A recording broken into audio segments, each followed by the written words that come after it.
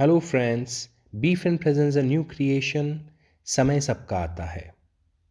घटनाएं संकेत देती हैं, समझ में आए तब ना। प्रस्तुत कहानियां नहीं, सच्चे जीवन वृतांत हैं। जब मैंने सुनी तब भी और लिखते वक्त भी आंखों में आंसू थे। आपकी मनस्थिति कैसी होती है, पढ़ने समझने के बाद पता चलेगा। साइकिल चला रहे एक व्यक्ति को एक बाइक वाले ने टक्कर मार दी। बेचारा गिर पड़ा, पांव के लगी। इससे पूर्व कि वह उठता, बाइकर भाग गया। वह थोड़ी दूर ही गया कि उसे एक कार वाले ने टक्कर दे दी। साइकिल वाले को जितनी नहीं लगी, उससे ज्यादा बाइकर को लगी। नुकसान भी ज्यादा हुआ। कार वाले ने बाइकर को संभालने के बजाय लापरवाही से कार तेज चलाई। कुछ ही दूरी पर गया होगा कि ट्रक की चपेट में आ गया। शरीर और कार दोनों क्षतिग्रस्त हो गए। चिलचिलाती धूप, ऑन रूट सड़क पर खड़ा 1 घंटा ऊपर बीत गया। न सवारी बस, न लिफ्ट। कुछ कारें, टू व्हीलर निकले लेकिन रुके नहीं। परेशान हो छायादार जगह ढूंढ ही रहा था कि एक बाइक नजर आई। चेहरा कुछ पहचाना सा लगा। हाथ दिया, रोक दी। पीछे बैठते बोला, बहुत बहुत धन्यवाद आपका। काफी समय हो गया, कोई लिफ्ट ही नहीं दे रहा। वह बोला, आपने कभी किसी को लिफ्ट दी क्या?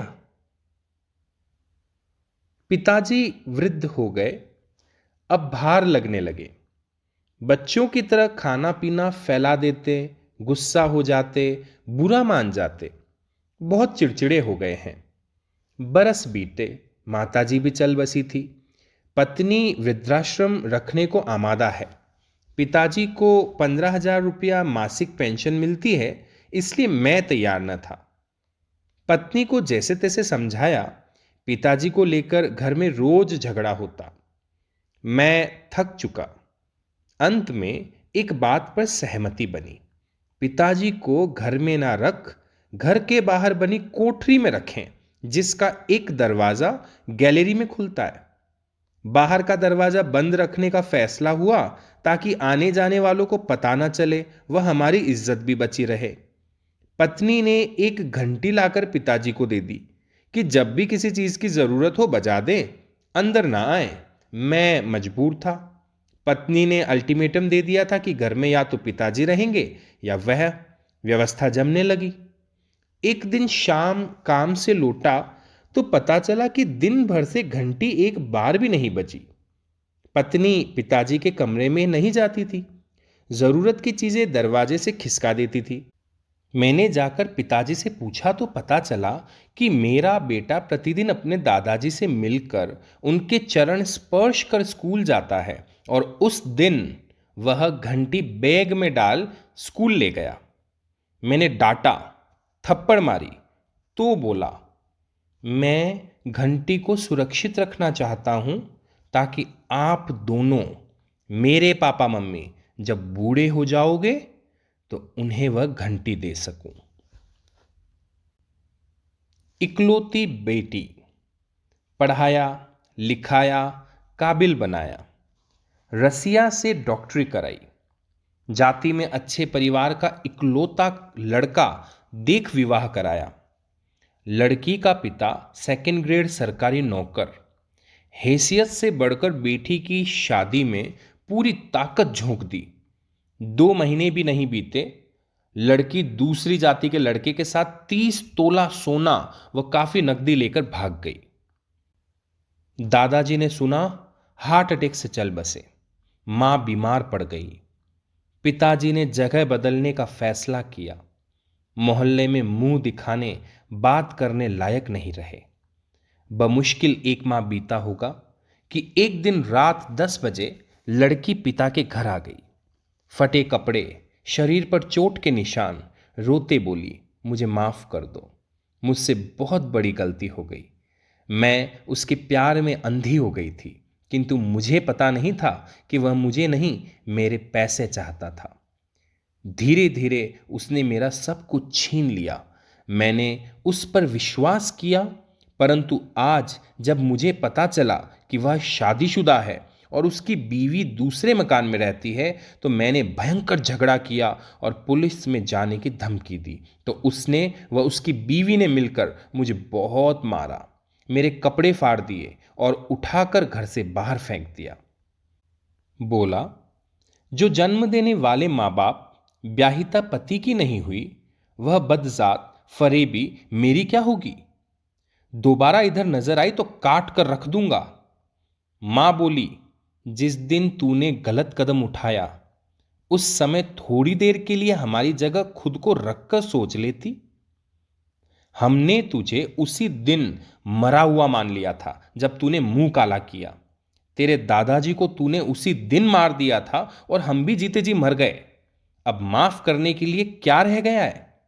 हम तो सिर्फ लाशें हैं, पूरे घर की केवल अर्थियां उठनी बाकी हैं।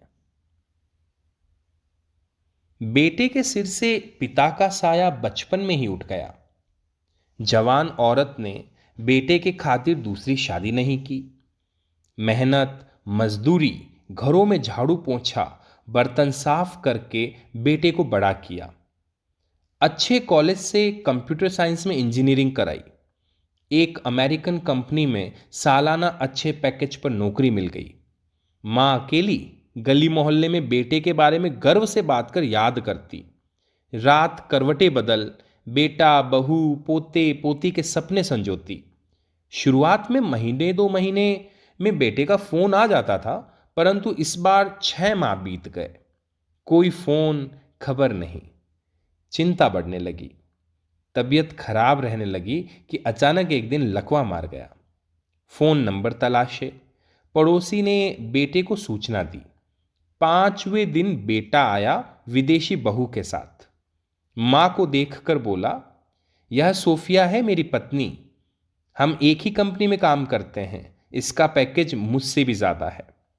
यहां के फिजूल खर्चों व समय की बचत के लिए मैंने वहीं शादी कर ली, परंतु चिंता की कोई बात नहीं मां, अब तुम्हें भी हमारे साथ अमेरिका चलना है। मां अवाक, केवल आंसुओं की 2 बूंदें आंखों से निकल गई। खाना होटल से आता। सोफिया ना हिंदी जानती थी ना खाना बनाना। दोनों सुबह घूमने निकलते, शाम आते। मां के इलाज का वक्त न था। पैरालिसिस से मां चल फिर नहीं सकती थी। 2 दिन बाद बेटे ने मां को गोदी में उठाया। बोला, मां छत पर खुली हवा में चलते हैं, यहां दम घुटता है। मां बहुत खुश हुई। पहली बार बेटे ने उठाया और बातचीत के लिए वक्त निकाला। थोड़ी देर बाद अचानक मोहल्ले में शोर मचा। मां छत से नीचे गिर पड़ी और मर गई। बेटा फूट फूट कर रो रहा था। सोफिया गमगीन थी। अंत्येष्टि बाद दूसरे दिन बेटे ने अमेरिका जाने के लिए फ्लाइट की टिकट बुक करा दी। 2 दिन बाद सुबह जाना था। इस बीच उसने घर बार कोड़ियों के भाव पड़ोसी को बेच दिए। निर्धारित समय पर सोफिया के साथ एयरपोर्ट पहुंचा कि अचानक पुलिस ने उसे गिरफ्तार कर लिया। पुलिस के साथ पड़ोसी था। बोला, जो औरत लकवे में चल फिर नहीं सकती वह छत से कैसे गिरेगी? हम मोहल्ले वालों के लिए वह बहन, बेटी और मां से बढ़कर थी। उसके लिए तू बेटा था, किंतु तेरे लिए वह मां नहीं थी। तूने अच्छा खेल रचाया। हमारी शिकायत पर पुलिस ने सीसीटीवी कैमरा व साक्ष्यों से तेरी काली करतूत उजागर कर दी। हम मृतक आत्मा को तो वापस नहीं ला सकते, लेकिन सोफिया अकेले अमेरिका चली गई। 2 मित्रों ने बेंगलुरु में पार्टनरशिप में बिजनेस किया। दोनों ने बराबर पूंजी लगाई। परस्पर अटूट विश्वास था। लोग उन्हें मित्र कम भाई ज्यादा समझते थे। कड़ी मेहनत से साख बनाई, व्यापार खूब फला फूला।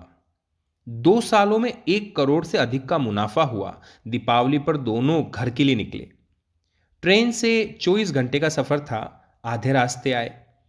पहला मित्र सपने बुनने लगा। यदि वह अकेला होता तो करोड़पति कहलाता। दूसरा सो रहा था। पहले की आंखों के सामने आलीशान गाड़ी, बंगला, सामाजिक प्रतिष्ठा, घर में ऐशो आराम के सारे सामान नाचने लगे। लालच आ गया, परंतु मित्र सामने है, क्या करे? धोखा, दगाबाजी, विश्वासघात ठीक नहीं। तभी उसे याद आया, प्यार, वार और व्यापार में सब जायज है। यहां कौन देखने वाला है? किसको पता क्या हुआ? एक्सीडेंट भी तो हो सकता है, किसी को पता भी नहीं चलेगा कि क्या हुआ। मन में कुछ अलग तरह की मजबूती आ गई। दूसरा जगह, मुस्कुराया और वॉशरूम चला गया। 5 मिनट बाद रेलगाड़ी अचानक रुकी। चारों तरफ हो हल्ला मच रहा था। एक आदमी ट्रेन के नीचे गिरकर मर गया। पुलिस आई, शिनाख्त हुई। वह पहले का मित्र निकला। उससे पूछा तो बताया कि वे दोनों सो रहे थे, पता नहीं कब उठा। एम्बुलेंस से लाश घर लाए। पहला मित्र बहुत रो रहा था। 15 दिन बाद वापस बेंगलुरु जाने से पूर्व पहला मित्र दूसरे के घर गया। कुछ रुपए देते बोला, सारा हिसाब किताब वही देख रहा था। मेरा तो बाजार का काम था, बड़े घाटे और कर्जे की बात कर रहा था। वहां जाने की बात पता चलेगा। पहला अपनी पत्नी को भी साथ ले गया। साल भर बाद बेटा हुआ। उसने बेंगलुरु में शानदार बंगलो बना दिया, महंगी कार ली, बेटे को अच्छी स्कूल में दाखिला दिलाया। सुख में समय की गति बहुत तेज होती है। बेटे ने एमबीबीएस, एमएस कर ली और बड़े पैसे वालों की इकलौती लड़की से शादी हो गई। एक रात बेटा सोया लेकिन उठा नहीं। आंखें खुली, सांसें चल रही, लेकिन शरीर बेजान। हड़कंप मच गया। डॉक्टर, वैद्य, पंडित, पूजा पाठ, जानतेर, देवी देवता, बोलमा, लोगों का तांता लग गया। बेटे के हाथ पैर जुबान कुछ भी काम नहीं कर रहे। आंखें स्थिर, एक टक शून्य में घूर रहा। बेटे के साथ सभी का खाना पीना बंद हो गया। बीमारी पकड़ में नहीं आ रही, लाइलाज लगी। 6 माह बीत गए। पिता ने जमीन आसमान एक कर दिया। जिसने भी बताया वह इलाज कराया, कोई बाकी नहीं छोड़ा। पानी की तरफ पैसा बहाया। स्थिति यह हो गई कि गाड़ी बिक गई, घर गिरवी रखना पड़ा, बैंक बाजार से काफी कर्जा ले लिया। समधी की सांस भी सांसत में आ गई। एक दिन दोनों पति पत्नी बेटे की शैया के समीप बैठे, जिंदगी से हताश, निराश, मायूस रोने लगे। बेटा 6 माह से एक भी शब्द नहीं बोला था। दाना पानी कुछ नहीं, सांसें केवल दवाइयों के सहारे। पिता ने उसके सिर पर हाथ रख रूंधे गले से पूछा, बेटा ऐसा क्या हो गया? बेटे ने पिता की आंखों में आंखें डालते हुए कहा, कौन बेटा? किसका बेटा? मैं तो तुम्हारा वह मित्र हूं जिसकी तुमने चलती ट्रेन से धक्का देकर हत्या कर दी और मेरे हिस्से की पूंजी हड़प ली। मेरा घर परिवार बर्बाद हो गया। बस आज अपना हिसाब पूरा हुआ। कहते हुए बेटे ने आंखें फेर दी। बीफ्रेंड विमर्श। काम, क्रोध, मद, लोभ, पद, पैसा, प्रतिष्ठा, मान, सम्मान, धर्मांडंबर, जोश, नशा, अंधविश्वास, अंधानुकरण, मिथ्या परंपराएं, मोह, माया, जातिगत अभिमान, ज्ञान व श्रेष्ठता के अहंकार में हम विस्मृत कर देते हैं कि समय सबका आता है। हाथी को अभिमान है किंतु चींटी का भी अपना अस्तित्व है। घमंड किस बात का? दुनिया की 8 अरब की आबादी में हम भी एक हैं, और यदि समस्त चराचर में देखा जाए तो नगण्य। फिर किस लिए इतराना? वैज्ञानिकों के अनुसार सृष्टि की रचना लगभग 13.8 अरब साल पहले हुई।